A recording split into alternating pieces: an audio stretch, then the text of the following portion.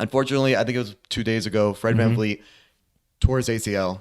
Really sucks. I will say, I don't think he'll be as important. He wasn't going to be as important to this year's Rockets team as he was last year. Because last year, he was a crucial piece. I mean, that offense, and they were the second seed in the West. I'm going to give them all the credit in the world, but that offense was terrible.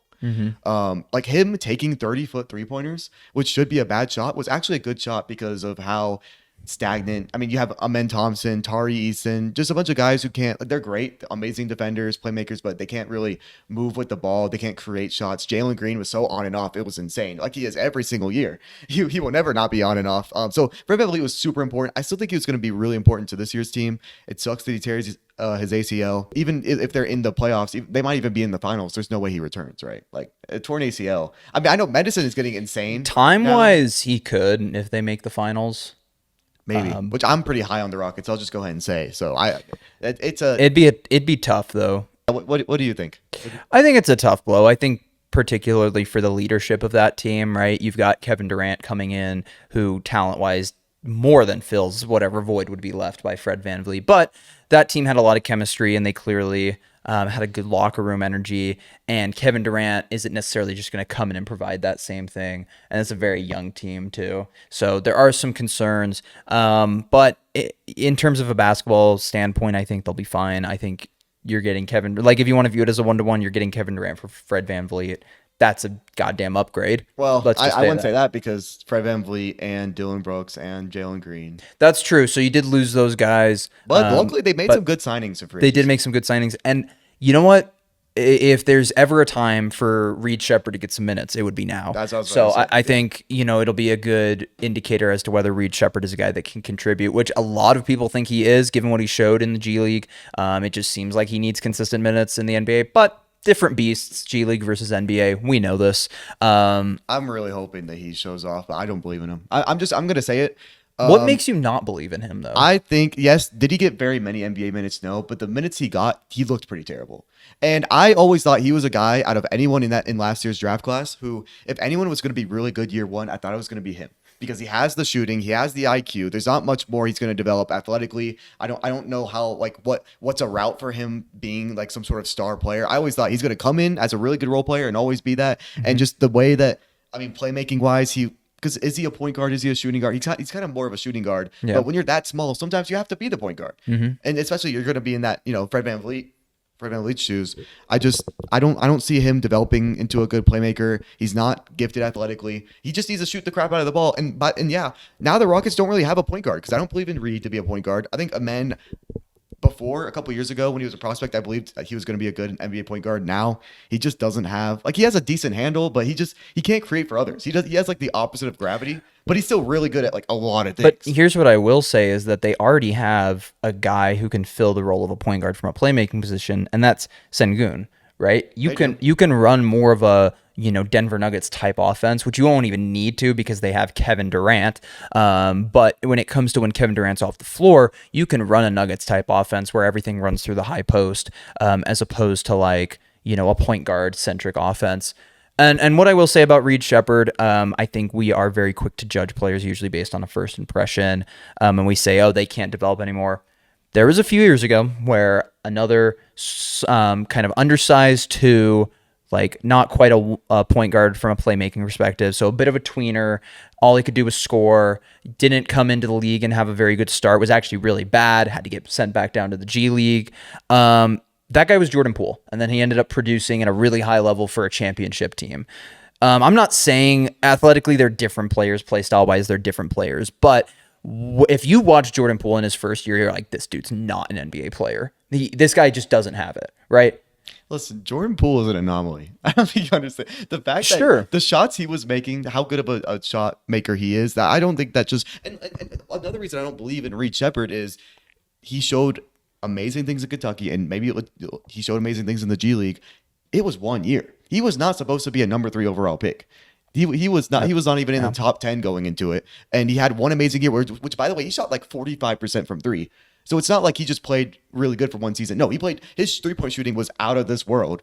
College is only 30 games. So the only thing we really have for him from him playing really good, because like in the summer league, he didn't blow me away in the summer league, is just that 1 year of college and then some G League games, which the competition is scarce. And I will say it's different because it's not like this is a guy that you want to believe in, but there's still some years to develop. No, now he is like one of the only guards on the Rockets, and this team this is a championship contender. This is what's really scaring me. And they're going to shorten the rotation. I don't even see him, even with Fred VanVleet being out, he might be a guy who doesn't even crack the rotation. I'm just going to say, I pulled up his stats from last year. 4.4 points per game, which, I mean, who cares? Minutes wise, he didn't get very many. Yeah. 35% from the field, 34% from three, 82 from the free throw line. I think overall that's probably less than 50% true shooting, which is just something I don't see the value. We'll see. I could be proven wrong because I was pretty high on Reed Shepherd. I think when I was ranking, because oh my gosh, the Hawks could have done so much with that number 1 overall pick. That was ranking so many scenarios of would I rather this or this. I was preferring Reed Shepherd over Risaje. I'm pretty sure. Yeah. And looking back now, it's really stupid because I really believe in Risaje and Reed Shepherd not so much. But that just goes to show you how much I believed in him before, and that this 1 year has honestly turned me off. I'm done with Reed Shepherd. I really am. I actually believe I in just Cam don't. Whitmore. Cam Whitmore, they traded. They did trade him, dude. I don't know why he never got minutes. Man, the Rockets want to be the Warriors so bad, just not give their young guys any minutes. No. So I will say I do agree with you though. Yeah. Sengun, amazing playmaker. KD's still a good playmaker. Still a good shot creator and all that. But besides those two, you have Amen, you have Jabari, you have Tari, you have Steven Adams, you have Clint Capella for some reason. You have yeah, they do. They got what? Dorian Finney-Smith. That's not a lot of shot creators. I know we just talked about him, and this would be, I don't know, just funny for me, maybe a pipe dream. I know he doesn't fit well necessarily with the offense. Or maybe he does, but there's very few point guards left on the market. Maybe Russell Westbrook finds his way to the Houston Rockets with Kevin Durant. Maybe. I mean, you know what, though? A Russell Westbrook Reed Shepherd backcourt wouldn't be as bad. Because now, like, all the actual shot creation comes from Russ. Because Russ is still an amazing playmaker. And I doubt Reed Shepherd starts anyways to start the year. That would probably be a bench unit. Yeah, I think probably Amen's going to be starting point guard, if I had to guess. I would assume you go Amen, obviously Katie and Sengun. Probably. Would you start Tari Eason? I actually think you. I don't. Because who's the two? Okay, so you have a man at the 1. You might have to put.